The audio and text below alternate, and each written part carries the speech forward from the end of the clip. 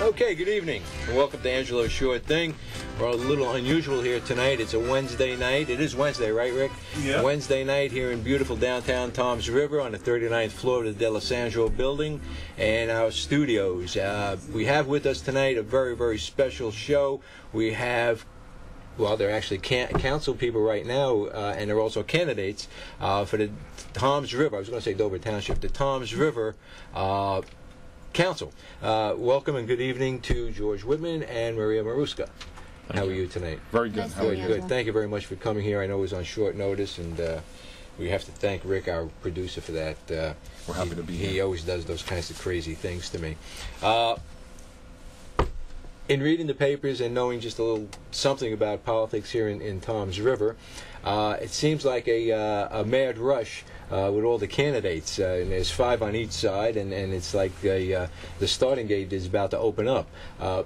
How does that work out? Why? I know, like in some towns, they have like 2 or 3 candidates up or seats open at a particular time, but Right. you have 5. Right. Which is a large number. Right. Is that because of the ward system, which we'll get into in a second? You can explain that, because I have no Sure. idea what the ward system is, or the at-large candidates. This year is a little unusual because we have 5. Because I'm running for an unexpired term Okay. of at large of Peter Cassano, who passed away in May, and I was appointed to his seat. Normally, there's 4 seats up this year, and because of Peter's death and my appointment to his seat, that's another seat that was open, and that's Okay. why we have 5. Normally, it'd be 4. How many are on the council? A total of 7. There's 7. Okay, Yes. so generally it would be 4 and 3 each year. Every other year. Every other year. Every other year. Actually, it's 4 and 4, and what we do is the 4 wards run, and then 2 years later it's a 3 at large plus the mayor. So it's Oh, always okay, 4 okay. seats every 2 years in Toms All right. River. Okay, and it's a directly elected mayor. Yes. Okay. Okay. You got to fill me in on all this stuff. Yeah. Yeah, no problem. I always, anytime I have political people on and people running for any kind of office, my question is, and I really admire anybody who goes into public service. Believe me, I do. It's you're putting everything out there on the line: your private lives, your personal lives, your families, your religion, your beliefs, your disbeliefs, whatever. Anybody who runs should be really, really commended, whether they win or lose. It's a big step, and it's a great service that you're doing to your township and your county and your state.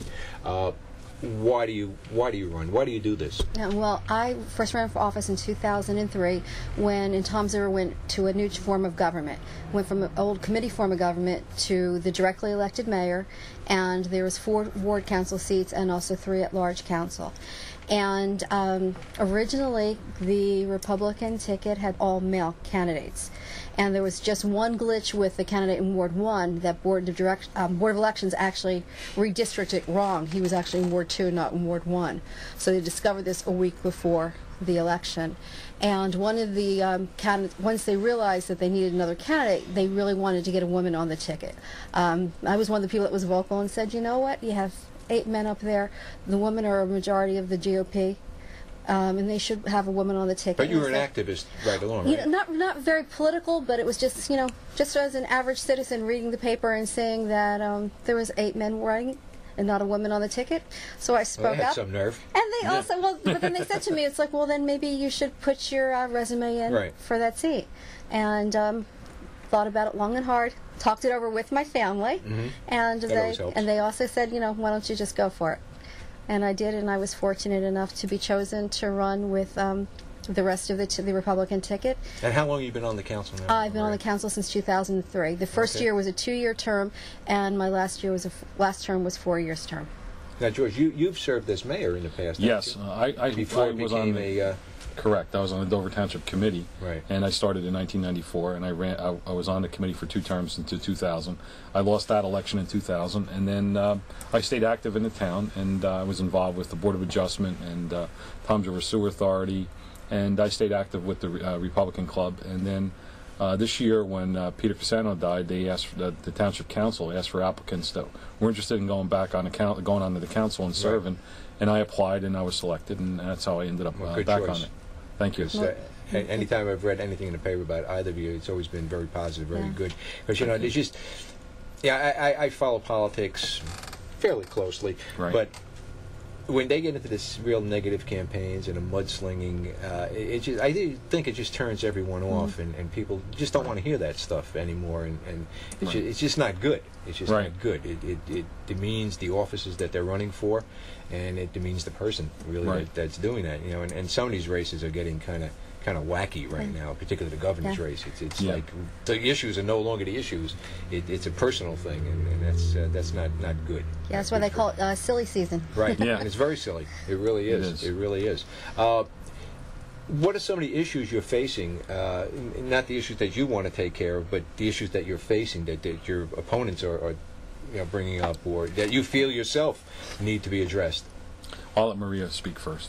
Well, in Ward 1 there that I represent is the Barrier Island communities of Toms River, at Fisher Boulevard area on the eastern side, juts out by St. Justin's Church on the west, and all of Silverton. In each ward is approximately 24,000 people that you represent. And one of the issues in Ward 1 was the revaluation, because most of the ward is on water. And a lot of the waterfront communities, their assessments had gone up. But Toms River hadn't been revalued since 1994. And in any municipality over the years, the price of real estate has gone up. Right. The inland communities might have, or the inland areas might have gone up maybe a small percentage every year. Waterfront has actually skyrocketed, really skyrocketed, and that was something that it's put a burden on the waterfront communities. So we're trying to work with they're under the appeal process right now with our tax assessor. But one of the things, when you have a reval come, it's actually mandated by the state of New Jersey. Right. It is not something that the mayor and council said, oh, let's go and reval the town.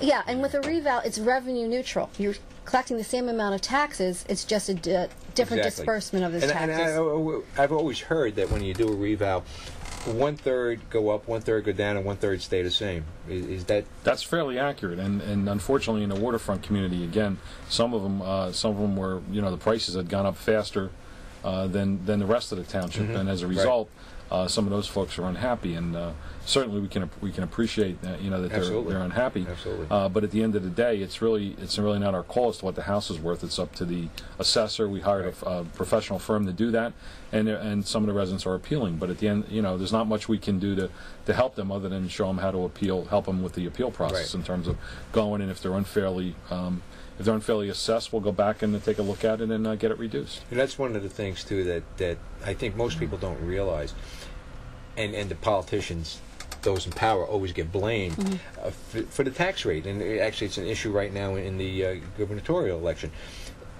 But in my own humble opinion, I just have to say that I don't think people understand fully the whole structure, because there's fixed costs, and you're not going to get away from, no matter who you are or what you are, you're not going to get away from contracts that have been signed and must be lived up to and honored.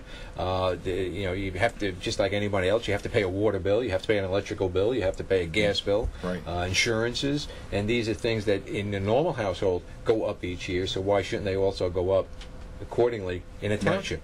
But yet you want to blame the politicians because it went up, and I think it's just very unfair. The other thing, I don't want to get on a soapbox here because it's your night, but the other thing I think that we really should strive for, and probably has to start at the local level, pressuring our senators and our assemblymen, is to get that tax bill divided and show people really where their tax money is going, as far as Board of Education taxes go, fire district, and so on, so county taxes and things like that. And I think that would kind of like take some of the burden off and some of the pressure off of the local politicians, the council people, and people like that.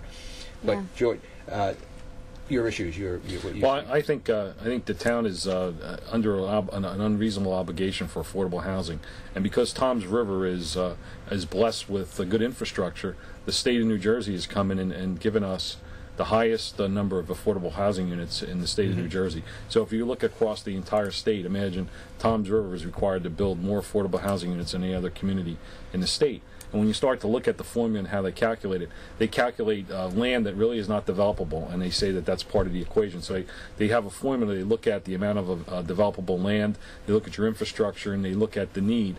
And what we're finding is that the town really can't deal with that burden. So we tried to lessen it by selling some of our obligation to other towns, and try and petition the state to reduce the amount, because the number is just